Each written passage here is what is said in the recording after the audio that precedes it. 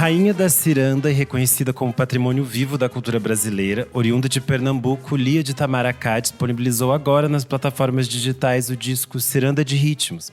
Lançado em 2008, esse é seu terceiro disco de estúdio e conta com direção musical do flautista potiguar Carlos Zenz. Na época, Ciranda dos Ritmos teve sua produção contemplada com recursos do edital Petrobras Cultural e até hoje é tido como um dos melhores trabalhos já divulgados por Lia. Para conversar sobre o impacto do trabalho de Lia e a importância da ciranda, recebo hoje aqui o jornalista e pesquisador GG Albuquerque.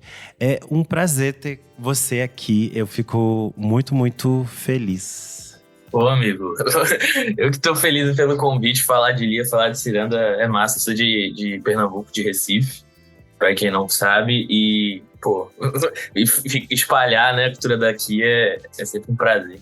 Acho que para começar é interessante a gente falar um pouco da sua própria relação, né, com esses ritmos e com a figura da Lia, porque eu acredito que ela tem um impacto muito, muito importante, né, nessa divulgação da ciranda e de outros ritmos também, né, como os cocos, o maracatu.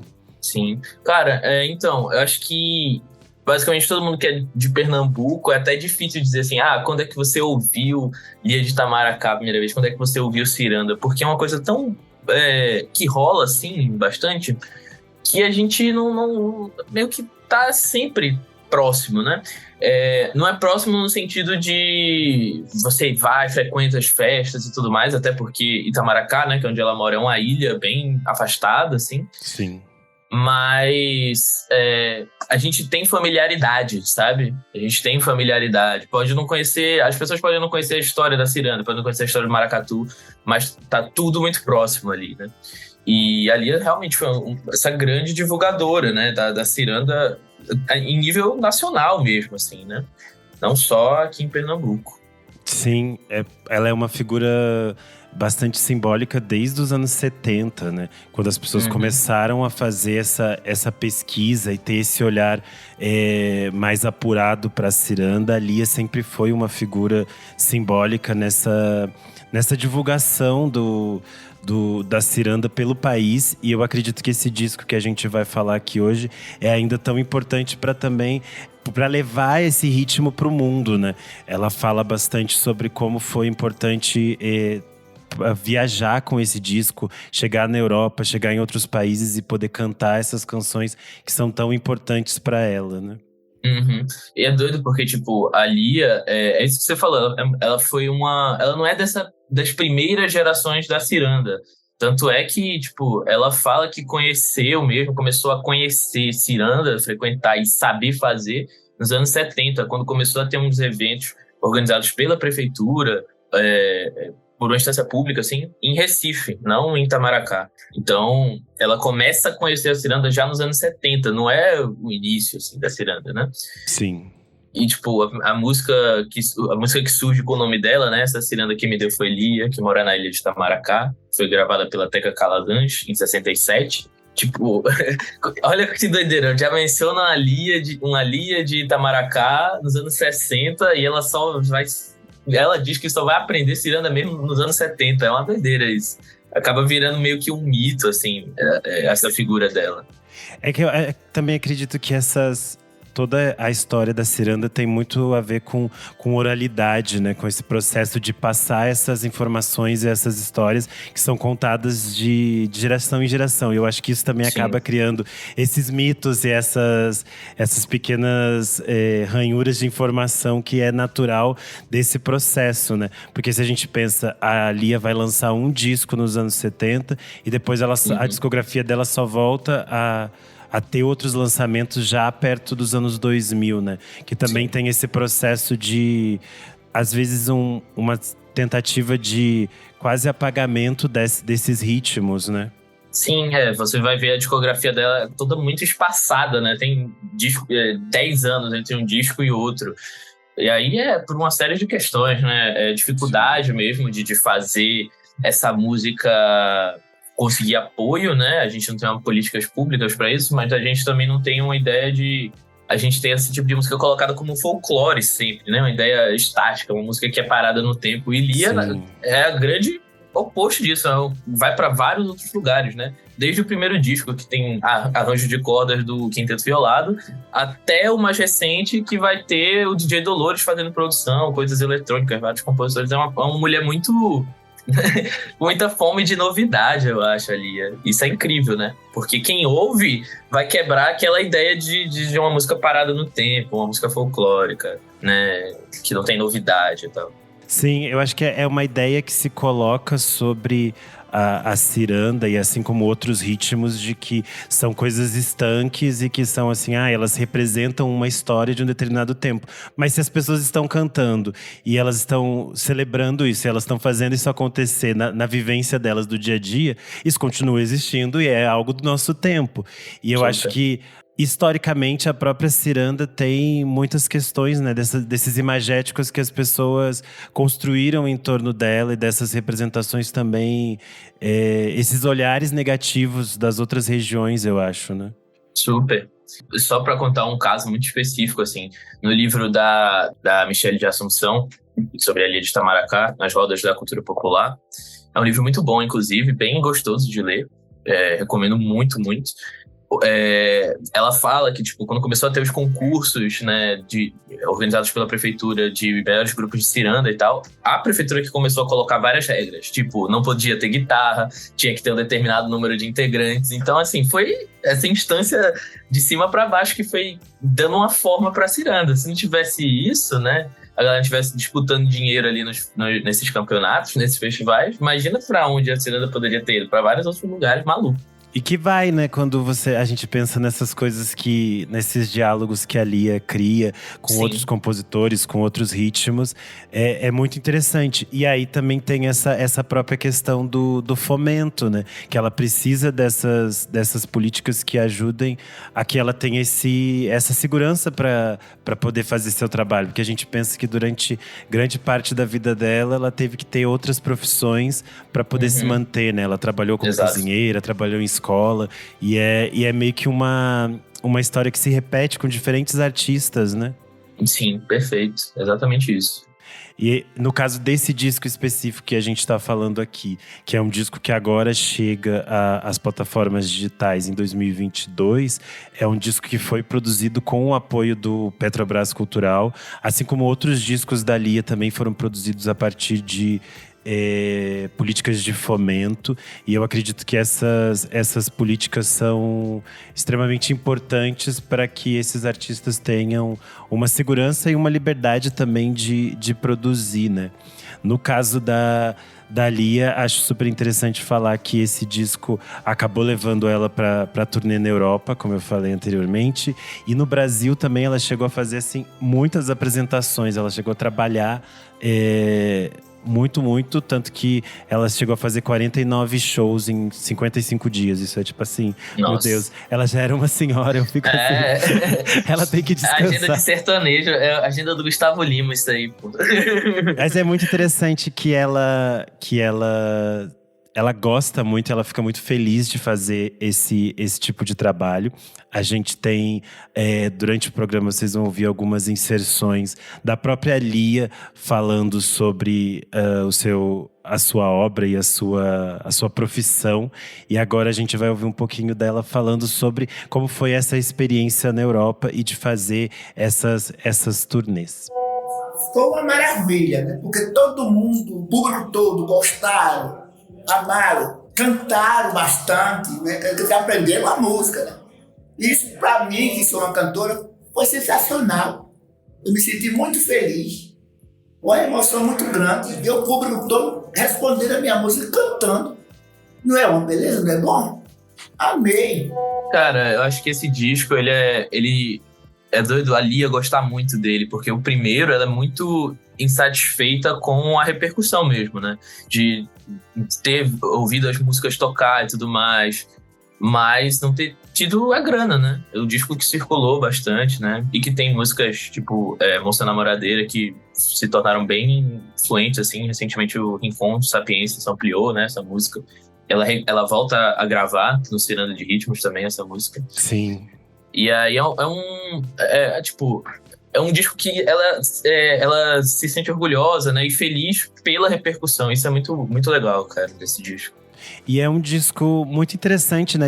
Até de apresentação para quem não tem essa. Não é inserido nesse universo e tá ouvindo esse episódio, eu acho que pode ser um bom disco para começar a entender a obra da Lia e entender a ciranda como um todo, porque eu acho que tem aqui uma boa apresentação desses compositores, dessas canções desse estilo de compor também da Lia, que eu acho que é muito interessante, porque tem esse olhar muito específico sobre a realidade dela, né? Eu acho que ela tem uma coisa quando ela canta e quando ela compõe, que apresenta o cotidiano, apresenta essas festas, essas celebrações, essas vivências de uma forma muito, muito sincera, assim, muito verdadeira, né? E ela compõe pouco, né? Mas acho que ela incorpora, assim, de um jeito as coisas muito especial. E esse disco, acho que você falou de apresentação, e realmente acho que é um grande cartão de visitas, assim, uma porta de entrada muito boa, né? Acho que essa é a expressão ideal. Porque pelo universo, né? Você tem as cirandas ali rolando, cirandas lindas, assim, né? Limoeiro. Mas você também tem o coco muito presente, que Sim. é distinto. Inclusive, é curioso porque muito provavelmente os primeiros pesquisadores, assim, folcloristas, tipo o Mário de Andrade, confundiam o coco com a ciranda, porque eles não escreveram sobre a ciranda, mesmo já tendo existindo. Então supõe-se que eles achavam que era a mesma coisa. Você tem também o maracatu, tem um maracatu do Capiba nesse disco, que é o Verde Mar de Navegar. Capiba é um grande expoente do frevo, mas aí o cara tá com a música de maracatu, com as alfaias, assim, uma música muito, muito bonita, né? E por isso que eu digo, acho que esse é um disco meio que de porta de entrada, porque ele vai trazer esse universo que circunda a ciranda, mas que na real é também constituinte dela, né? Eles se conectam muito, essa cultura afro-indígena, assim, tanto nessa região litorânea, como é o caso da Lia, quanto mais para o interior do estado de Pernambuco. Quando você vai para a Zona da Mata, e aí você vai ter mestres que são mestres de maracatu, mas também são mestres de ciranda. Tipo, tá tudo muito próximo ali, acaba se misturando. Além nesse disco a gente vai ter 3 composições que são de autoria da Lia. A gente tem diferentes faixas que são ou de domínio público ou são canções tradicionais, né? E a gente tem uma presença muito forte do Bezerra do Sax, o seu Bezerra, que era um parceiro muito importante da Lia nessa construção. Aqui ele assina 14 faixas, que inclui cocos, maracatus, frevos, machiches e cirandas. Ele era um colaborador constante, digamos assim, no trabalho da Lia. Eles faziam shows e turnês juntos. E a gente tem um trechinho dela falando um pouco sobre essa amizade. Ele, como compositor e músico, a melodia dele, as músicas que ele passou para mim, uma música 10. Amei trabalhar com ele. É pena que Deus chamou, mas ele era um músico sensacional. Muito bacana na minha carreira, nas minhas músicas. Só acrescentou justamente. Ele, além de ser compositor, é um músico. Era um músico. E eu acho interessante que a gente tenha figuras como a Lia e o seu Bezerra trocando e criando juntos, porque são 2 artistas que tiveram, como eu falei, esse processo de poder ter essa liberdade mais quase na terceira idade, né? De poder fazer aquilo que eles nasceram para fazer, né? Que é aquilo que eles sabiam fazer. Mas eles tiveram que engendrar isso em outros trabalhos, em outras coisas, para poder se manter, né? Super. Acho que a Lia sempre trabalhou com parcerias muito especiais, assim. Uma delas, né, que ela levou para a turnê desse disco são as irmãs Baracho, filhas de Antônio Baracho, que é também um dos caras que apontam como compositor daquela música, né? Essa ciranda quem me deu foi Lia, que foi a música que projetou o nome dela, assim, antes dela mesmo cantar. Quem cantou essa música foi a Teca Caladante. A Clara Nunes também gravou essa música.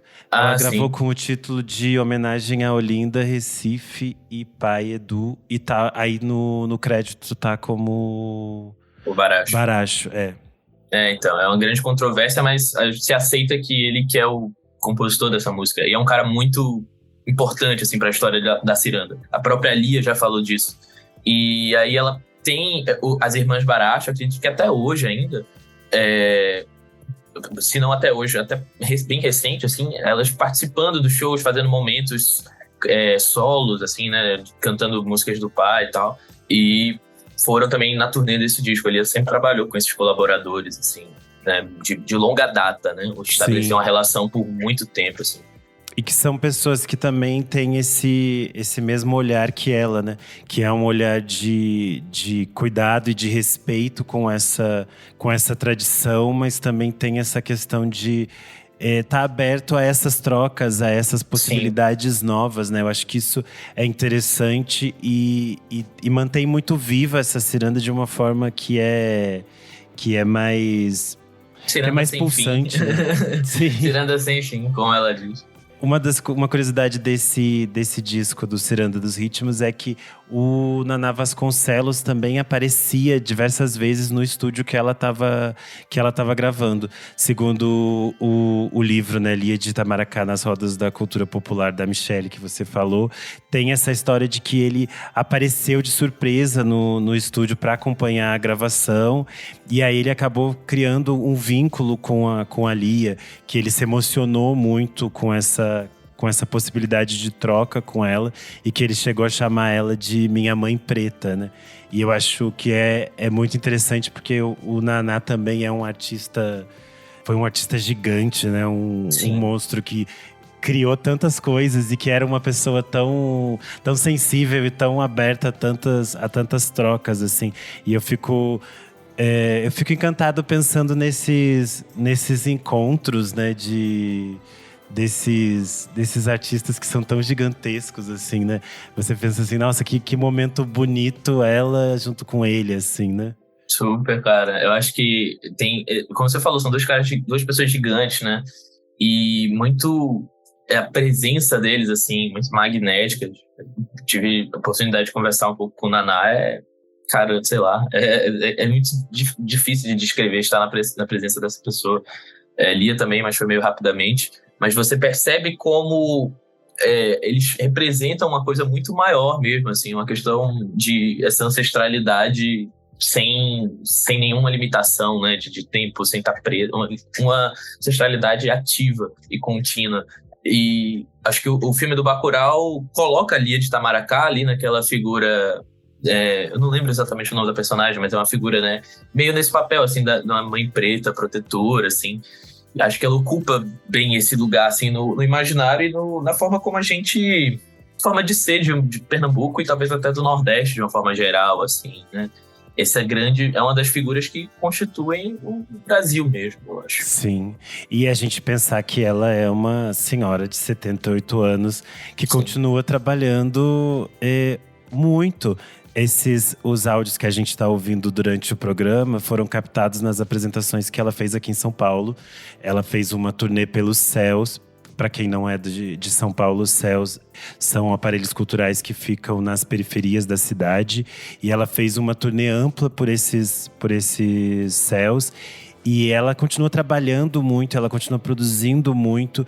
E eu acho que quando a gente pensa no Brasil, que é um país em que as mulheres negras têm uma expectativa de vida muito mais baixa em relação aos homens brancos, ela continua produzindo, continua sendo uma força criativa que inspira e que fala e que transita por esses espaços, é uma coisa que nos move, que também nos emociona, eu acho, por esse fato de ser uma artista tão rica e tão presente no seu tempo, né?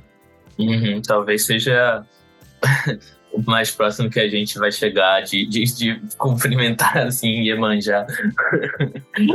Tem essa relação, né? É muito interessante. Por exemplo, nesse disco, tem ela cantando Mamãe Oxum, assim, é um negócio muito lindo. Muito lindo, muito poderoso, né? Você fica assim, nossa, a primeira vez que eu ouvi, eu fiquei muito arrepiada, assim. É curioso que no livro da Michelle Assunção, até fala… se você perguntar para ela qual é a religião dela, ela vai dizer, eu sou católica, apostólica, romana. Nada mais Brasil que isso, né? Mas ao mesmo tempo tudo muito sincretizado. E ela abraçou isso, né? Ela abraçou isso, assim, ela sabe da força que tem, né? Então é isso, acho que ela acaba representando também essa questão desse sincretismo, né? Muito forte. E quando ela canta sobre isso também é uma coisa muito mágica. Acho que a Lia também tem um jeito de cantar, não só cantar a ciranda, mas cantar de uma forma geral, né? Um timbre de voz muito específico, né? E uma cadência, assim, uma dicção muito, muito única, né? A forma como ela alonga as frases também. Cara, é fantástico, assim. Acho que talvez Clementina, assim, acho que ela tá no mesmo lugar, assim, ocupa esse mesmo lugar da Clementina de Jesus pra nossa música. Sim, e tem… A questão da voz é interessante, né? Porque eu acho que tem uma coisa muito única. E às vezes as pessoas criam certa resistência, talvez, na primeira vez que vai ouvir. Porque realmente tá diferente. As pessoas estão acostumadas cada vez mais com timbres muito específicos, todos muito iguais, muito padronizados. E é interessante você ouvir uma voz que é completamente diferente do que é o normal do dia a dia, assim. Então, acho que a métrica também… é outra, né? Também meio falada, às vezes. Sim, essa forma de construir os versos, de fazer essa contagem dos versos também é diferente. E eu acho que tem a ver com todas esse caldeirão de coisas que forma ela culturalmente, né? A gente falou desse sincretismo, também a gente tem que pensar que muitas dessas festividades estão relacionadas a essas coisas religiosas, né? Essas coisas se misturam e é uma coisa muito do Brasil inteiro, né? Que se mistura os festejos católicos com os festejos do candomblé, com os festejos da Umbanda. E essas coisas se misturam com as festas populares. E a gente pensa em diferentes festas que estão nessa relação. Tipo, festa junina, que está relacionada a santos da Igreja Católica. Aí a tantas outras coisas. Isso também mistura, né? É muito interessante. E também é um movimento da própria ciranda, né? Porque a ciranda é uma dança também. Então, acho que a música se nutre da dança e a dança pega da música ao mesmo tempo, né? Esse abrir e fechar da roda, que também é um movimento das ondas do mar. Isso você ouviu o disco tendo esse movimento, essa ideia de movimento, assim, né? E a ideia de coletividade também, né? Porque é uma dança em grupo, né? De mãos dadas. Sim, isso é muito interessante. Eu acho que para quem está nos ouvindo, vale conferir um documentário muito interessante chamado Formiga Come do que Carrega, que é do Tid Gugliano, de 2013. Ele é curtinho, ele está disponível no YouTube, ele tem 25 minutos. E aí tem a Lia, tem outras figuras muito interessantes da ciranda. Eu acho que para quem não conhece, não entende muito, acho que é interessante ter esse imagético também, né? De quem são essas pessoas, de onde elas vêm, o que forma essa cultura, né? Eu nem conheço esse documentário, eu vou até salvar aqui, porque eu quero ver. É bom, é bem curtinho, tá no YouTube, aí você acha facinho, é só colocar o nome. Já vou salvar pra mim. Mas é fácil de achar. E a gente tá falando disso, dessa questão de as coisas que estão sendo acessadas pela internet, né? O próprio movimento desse disco chegar agora às plataformas vem de um movimento da Lia e da sua equipe de tentar chegar cada vez mais a outras pessoas e poder ter a obra dela de fácil disponibilidade, né? Para que as pessoas ouçam. Ela falou, inclusive, um pouco pra gente sobre essa relação de estar na internet, de estar nas redes. Então a gente vai ouvir agora. Eu não podia me comunicar com meus fãs, meus públicos, com o mundo, porque não existia isso aí. E agora que existe o digital, a internet, tudo isso, o povo só puxa andar o Instagram de Lia e acha tudo isso que Lia tem. Música, de coco, ciranda, de maracatu. A internet hoje está evoluída. É o que está ensinando a gente evoluir o nosso trabalho, principalmente a mim. De comunicação com o público, com a juventude. É isso aí.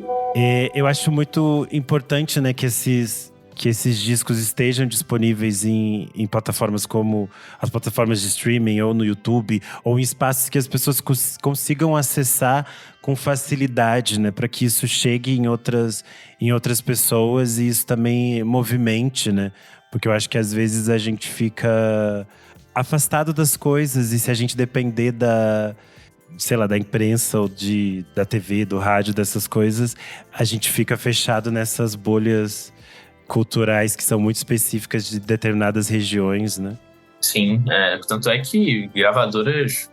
Pô, gravadora não relança discos da Lia, né? Há, sei lá, quase décadas. E esse movimento, né, de criar suas produções, assim, ter sua equipe para colocar isso para frente, colocar esse trabalho de digitalizar os discos, né, acaba sendo muito importante.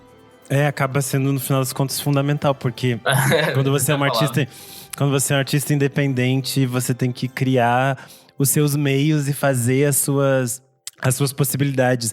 E eu acho que, mais uma vez, a gente pensar na longevidade da carreira dela, né, em tudo que ela construiu e a importância disso estar catalogado, disso estar preservado, disso ter de estar acessível, né, para as pessoas, porque acaba que muitas coisas se perdem. A gente falou muito dessa construção histórica da ciranda, vem desses processos de oralidade, dessa transição das informações. Então é importante que a gente tenha também essa preservação, né? Para ter essas pessoas todas registradas, né? Porque se fala muito de folclore, uma coisa sem dono e tal, beleza. Mas a gente tem pessoas que criaram as coisas, né? Sim. A ideia de folclore só serve para uma cultura muito específica, que tem uma cor e tem uma classe social, né? Só se aplica nesses contextos. Tá relacionado à ideia de, tipo assim, a gente não tá muito interessado em pesquisar realmente quem criou essas coisas. Aí a gente diz, gente, esse aqui é domínio público, a gente nem sabe. Alguém fez aí, mas tudo bem. Isso. E aí fica pra outra hora achar isso, né? Por isso que a gente tem que reafirmar a importância desses artistas criadores, né? Baracho, Lia e por aí vai. Sim, e é interessante, como a gente falou aqui, de que eles não vêm sozinhos, né? Eles trazem todos esses outros artistas que os cercam e que fazem parte dessa história, assim. Eu acho que isso é muito, muito simbólico também, né? A Lia, hoje em dia, ela é considerada um patrimônio vivo de Pernambuco. Eu acho que isso Ela também é doutora honoris causa pela UFPE. Sim, isso tudo são coisas simbólicas, mas que reforçam a importância dela e a importância desses conhecimentos que são passados na oralidade também, de que não vem de uma formação clássica e formal, né? Que se constroem também nessas vivências populares, nessas vivências de comunidade.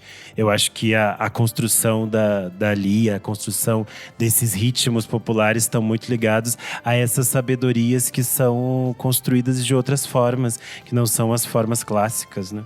Isso, perfeito, cara. Exatamente isso.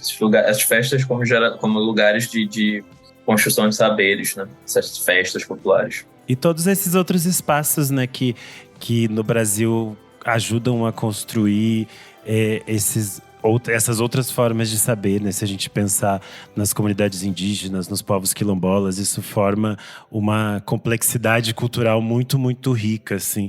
E eu acho que a gente está aqui podendo falar de um disco como o Ciranda de Ritmos é muito interessante para poder ter essa imersão também nesse universo de um Brasil bem mais complexo do que aparenta. É isso. Eu acho que ficou um papo muito, muito bom. Eu tô muito contente de ter você aqui. Eu também. Eu espero que esse programa sirva para que mais gente mergulhe no universo da Lia, conheça ela, conheça a ciranda, busque conhecer esses outros artistas que estão no entorno dela. E eu quero deixar esse espaço para que você fale mais sobre o seu trabalho, onde as pessoas te leem, te encontram, te dão like. Cara, eu tenho um site / página, canal chamado Volume Morto. Todas as redes, @o Volume Morto. E tem também um projeto dedicado especificamente à pesquisa de culturas das periferias brasileiras, chamado Portal Embrasado. Também, mesmo Portal Embrasado, todos os cantos. É isso, quem não tá seguindo as coisas do GG tá moscando. Tem que fazer isso. Eu sou _Renan Guerra no Instagram e no Twitter. Você pode seguir a gente nas redes sociais, @podcast VFSM. Além disso, você pode apoiar a gente no padrim.com.br/podcast VFSM. Você tem acesso a alguns programas com bastante antecedência, participa do nosso grupo fechado para apoiadores no Telegram e tem acesso a outros conteúdos exclusivos. É isso. Mais uma vez, muito obrigado, GG, e até a próxima. Tchau. Tchau, tchau.